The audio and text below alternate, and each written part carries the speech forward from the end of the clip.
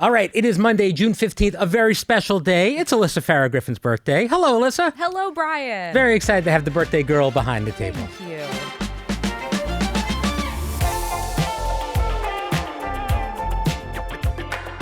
All right, so first of all, you mentioned to me last week, birthday's not your thing. Is that accurate? Not really. So people would think that's weird. This is weird about me because I'm on television for a living, but I don't really love attention being on me. It's never since I was a kid been kind of my thing. I think it's because I'm technically the middle if you count all my sisters, because I have like stepsisters and half sisters. I like to kind of blend in. So birthdays can sometimes stress me out. But I had a nice low key family birthday, and you know, but then today was amazing. Today was amazing. You had the birthday gift of Jalen Brunson, which was very exciting. Did you watch the game on Saturday? Yes. I mean, my son was not falling asleep, but I was like, we had the best entertainment. I'm like rocking him and watching the Knicks, and it was just amazing. Amazing. Yeah. So as you mentioned, we had the finals MVP, Jalen Brunson, on for really his first sit-down interview on any talk show solo, which is pretty cool. I thought the conversation was great. He's a really down-to-earth guy, so level. What did you make of him? I know you're not like a real like hardcore basketball fan, but I thought sports fan in general. Yeah. No, I am a self-identified bandwagon fan. Like about 3 or 4 weeks ago when the Knicks were on this winning streak, I was like, oh, I'm tuning in. This is so fun. There's this energy in New York, and like all my friends in New York were really excited. And he's unbelievable. Like just you kind of see the way he interacts with his team, and there's such a respect. There's such a like just this camaraderie in how they play that I love, because like. Listen, I get that sports get a little dirty and that's like kind of par for the course, but I just love that there's this positivity to this specific like era of the Knicks. And then learning that he married his high school sweetheart, which is adorable. And then the question I asked him about, he's offered this massive deal with the Knicks. He ended up taking less money so they could recruit other players, and then ended up winning this finals winning team. So it's like you want to root for good people, and he's easy to root for. I mean, you talk about being a bandwagon fan, and you own it, and I respect that. It is funny because, you know, there's all these compilations online of people, big time, smart sportscasters, guys you would know, guys who might be in this building, who are saying, don't spend money on Jalen Brunson. He's not worth it. That's your big move. You got Jalen Brunson. You think it's going to lead to a title? And now everybody is bowing down to a guy who is right now the king of New York City. 100%. And couldn't be a nicer, more humble guy. And that he thinks his parents is like just such a good dude. He could run for mayor tomorrow. 100%. And Memdani be out. It's unbelievable. I think Memdani would vote for him. Exactly. Memdani would vote for him. So the other big segment we had today, it was like a really fun show today. We hosted a big dog adoption segment. This has become this is how Alyssa celebrates her birthdays on The View. Why did you want to do that again? I just love it. Like dogs mean so much to me. I've got Herbie and Desi, my 2 puppies. And I think of like, they're my best friends. They're part of my family. And I think of like low moments I've had that like they're my little hearts outside of my body. They're emotionally supportive. They're the best creatures. And I think every family is better when they have a dog in it. Like once you have one, you just are like, I need one. So I just want to help shelter dogs find their forever homes. And it's like we have such a big platform here. We've every year had the cutest, most sweet dogs, but the ones this year were just unbelievable. They were unbelievable. I had this senior dog. He's 10 years old, Alistair, and if I could, I would have taken him home myself. Like he's just kind and calm, and I have a really soft spot for senior dogs because they deserve to spend their twilight years just surrounded by love and companionship, and they're also really good and easy dogs because they know how to like be around people. It's not like training a puppy, which can be a lot of work, but every single one of them was so special. And if you want to adopt them, go to our website, find out. It's amazing. I really liked Otis if he's available. Otis is such a stud. He was great. So I was not a part of the actual on-air part this time because and no one told me this is why, but this is my theory. The last time I was, everyone wants the dog that like Whoopi Goldberg has or that, Joy Behar walks out. Nobody wanted my dog for a while. He eventually got adopted, but I feel like I was holding him back. Jumped into the fold? No, not initially. So it was better for me to step aside and let the hosts get him. Whoopi's dog is going to jump off the shelf. Like he was so cute, and he's Whoopi's dog. So I didn't want to hold any of the dogs back, but I was very concerned. His name was Bruce. He eventually got taken, but it took a long time. All right. So like we said, you can go to the link in our episode description if you're thinking about adopting one of those dogs. Go get them. The dogs are the best. Just the absolute best. All right, let's jump into politics. On Sunday, and this is how much we had going on today. We didn't really get into this Iran stuff, but Trump announced that the U.S. and Iran had reached a great deal. He said it would be signed on Friday. I heard earlier today that the vice president is saying it's been digitally signed already. Sounds like an auto pen situation, which I thought we weren't. Yeah, we're not a fan of auto pens, right? But maybe it was a DocuSign. Yeah, exactly. I don't know. The old DocuSign. Yeah, but in any case, we've heard this before, which is, I guess, why it's not the biggest news in the world right this second. And we're fuzzy on a lot of the details. What do you make of what's happening so far? Yes. So we are fuzzy on the details, and he's calling it a deal. I would call it a memorandum of understanding. It's usually like a precursor to an actual deal. But based on what's public and what we know, and I caveat to say we have not seen it. There's information that could be additional. It does not sound dramatically different than Obama's Iran deal, which Republicans, myself included, spent years criticizing and saying that it didn't do enough to prevent Iran from having a nuclear weapon. So if that ends up being the case, that means that we got into a conflict, allowed the global economy to be just thrown into chaos because of the closing of the strait, only to end up in a deal that's very, very similar to the one he took us out of a number of years ago. And American lives were lost. And we cannot forget 13 American service members were killed. And I feel like that keeps getting lost when I'm seeing Iran coverage, is like, it doesn't feel like a war sometimes when you're not seeing a ton of people shift off and you're not, hearing about it in your community. But I have a connection to one of the gentlemen who passed away and was killed. And it feels like we're not recognizing that enough and spending enough time focusing on it. But what I also think is very dangerous is we allowed Iran to play the card of closing the Strait of Hormuz. And that means that going forward... And it worked. It worked. They know that they can do that. And I worry that they have tremendous leverage now. That's kind of their trump card, if you will. And I was very critical of the Obama JCPOA because we unfroze their frozen assets, which then could be used for their terrorist activities in the region. Now the number that's being associated with this is even more money than the Obama administration ever unfroze in sanctions relief. So I think this is something I'll definitely want to ask the vice president about tomorrow. He was reportedly one of the chief negotiating partners. I just want to get some clarity. And final thing, which I haven't heard people talking about much, is Trump has negotiated deals in the past where there are sort of what were actually called secret annexes. The deal with the Taliban that actually I worked on when I was at the Department of Defense. In that context, I do think it was appropriate because there were sensitivities with regard to national security.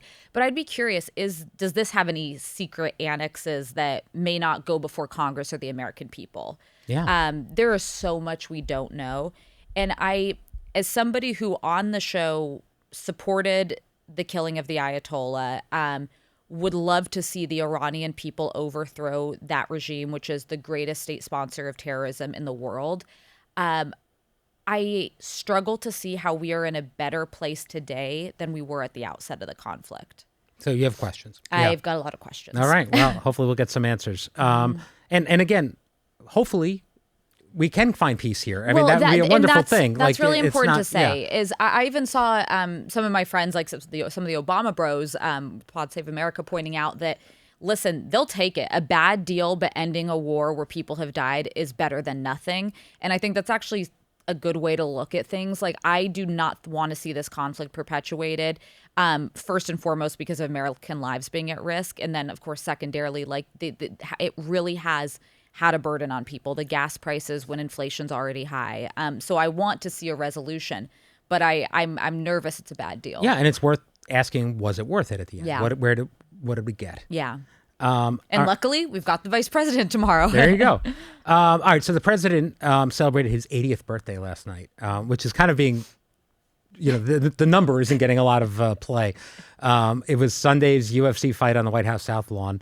We talked about the leading up to it, what we were talking about. But what did you think of the festivities in the end? I mean, by the way, I would like to point out, because we did this as a Weekend View topic, Gemini women, we are lovely. Gemini men are chaotic. Okay, so listen, I don't personally have any problem with the UFC fight, with UFC in general, and doing it at the White House, except for a few things. UFC is not for me. I don't like sports that are where people are hitting each other too hard. I don't like seeing people get hurt. I'm already thinking about the sports I don't want my son to play down the road. But I do know people who are diehard UFC fans and they love it. I mentioned like they've got 10 million subscribers on YouTube. It is incredibly popular with a certain fan base. My issue is twofold. I don't really think it's the federal government's job to entertain us. I think that there are ways to celebrate this incredible anniversary of our country that are accessible to everyone, like some of the things they're doing at national parks, that like anybody can attend and is also viewable by anyone. But this was a pay-per-view fight on Paramount Plus. So if you're an average American who wants to celebrate to the 250th anniversary and wants to tune in for this, you had to pay to. Yeah. Like I take a little issue with why. To be clear, you had to pay to join Paramount Plus. It wasn't pay-per-view once you were on it. You had to pay to have the app to get access to it. And I would have loved if they would have perhaps offered it on CBS because that comes with most basic cable packages. Like, right. And granted, or over the air. Yeah, something like that. UFC paid for the programming and the production, but the security around the events, I presume the flyover, that's all taxpayer money. So I feel like it should be accessible to anyone. And Clay Travis from Outkick, who I don't agree with a lot, but he made the same point where he's like, come on, if this is for America, it should be available and accessible to everyone to watch. Yeah. So there's that. And then there's the Michelle Obama point. I let Sunny have the floor on this because she said it much more eloquently than I could have. The roots of racism, of those things that have been said about Michelle Obama. But what I also think about is if you're not offended by that, switch the names. Think if somebody in a future presidency decides to make a slur against Melania Trump and you're a Republican, how outraged you'd be, how many segments there'd be on cable news talking about it and criticizing it and saying how it's, beneath the building and the land that it was set on. I just thought it was disgraceful. Like, just honestly, to compare that athlete to Jalen Brunson, someone who thinks his God, his family, his parents, and somebody else who used that moment of winning to say something just so gross and untrue. that fighter thanked Jesus right before saying that, which is how does that compute for people? I don't know. I will never get it. I don't know. Like, we are all made in the image of God, and then you want to honor my God and then say something like that about our former first lady. It's just make it make sense. Yeah, and that's the thing. I mean, listen, I enjoy UFC fight too.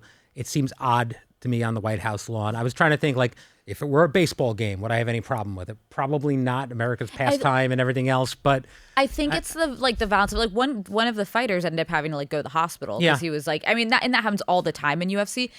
I kind of feel the same. Like, some kind of like exhibition baseball game I would think was awesome. I think I'm not super comfortable with people just pelting each other at like that. Right. Right. The flyover was awesome. I love a flyover. No, I'm not love a flyover. Yeah, me too. Me too. At a baseball game, at a football game, anywhere. Yeah. All right. So you mentioned it. You referred to it. Tomorrow's a very big day. We have the Vice President of the United States, JD Vance, with us tomorrow. What are you looking to hear from him here? A lot. And I'm really grateful that his team's having him come on. We invite a lot of Republicans on, and I don't think people realize a lot of them don't come on because they realize this is a table where you're going to get hard questions from people with different viewpoints. We've invited the vice president several times. Yeah. And I really, really am grateful to his team and him that he's making himself available. So I spent the weekend reading his book, and I'd read Hillbilly Elegy, his former book, his prior book. It's really worth a read. It makes me kind of understand him more. So I think there'll be questions about the book and a lot about his faith, but I really have a lot of policy questions right now. Like, the most consistent thing I hear from our audience is like, where is the relief we were promised? The economic situation in this country is not great. I never blame all one president or all one administration. I think that there's impacts that, can date back years. But we were really promised, and a lot of people put their faith and trust in this president and vice president that they were going to improve their economic situation, and people aren't feeling that. So there's a lot of good questions to be asked. And I'm also curious to see what he's like. I know most people in Trump's orbit, but he wasn't in the first term. So I've never met him. I remember that Mike Pence did an event for him when he was running for his Senate seat. I think election eve, we were in Ohio and he did a big rally. So I've been around him, but wasn't even introduced to him at that. But I'm curious to see what he's like. And what's so unique about our show is we're a news program, but we're not a Jake Tapper interviewer. We're not Meet the Press. We're an opinion show. In the way that we ask questions, we're able to kind of show a different side of leaders. And I think that, some of these shows, it's really just, okay, we want the answers to these questions. There's an opportunity for people to show their personality a little bit, to show their softer side, because we're a daytime opinion show of all women. And so I'll be curious to see, do we get kind of to see more of JD Vance and who he is? He's soon to be a father. He's got, I believe it's his fourth child on the way. Usha's Vance is pregnant and due very soon. So just to get a sense of who he is as a person is really interesting to me. Yeah, and there'll be tough questions, and there always are. I think every question will be tough, and I do think his team's ready for that. Yeah, I'm sure that he is, and he's a smart guy. So it'll be interesting to see 100%. How it goes. Our millennial vice president, let's see. There we go. Which I would say this to his face. I'm still weirdly uncomfortable with the millennial vice president. As a millennial? Right, as a millennial, I'm are we ready for this? Yeah, well... But I think there are some very impressive millennials. I think it's time for Gen X's time to shine personally. Yeah, exactly. We'll see what happens. I'm a little biased. All right. Well, thank you for joining me today, Alyssa. Yes. Happy birthday. Thank you. Any extra plans coming up? Anything else you're doing? We celebrate this weekend, but I'm sure we'll do a little something tonight. Oh, no, I have CNN tonight. That we'll be celebrating with Anderson Cooper on set. All right. Well, I'm sure a lot of people would love to spend their birthday with Anderson Cooper. Join us tomorrow for the Vice President of the United States. We'll be live on The View. And then afterwards, and almost as important, we'll be returning Joy Behar to the podcast. Oh. That's right. We have all 6 hosts tomorrow. Please rise for Joy Behar's return. Exactly. I wonder if anyone's told her about the vice president coming on. We'll find out. See you tomorrow. That'd be so funny. Bye.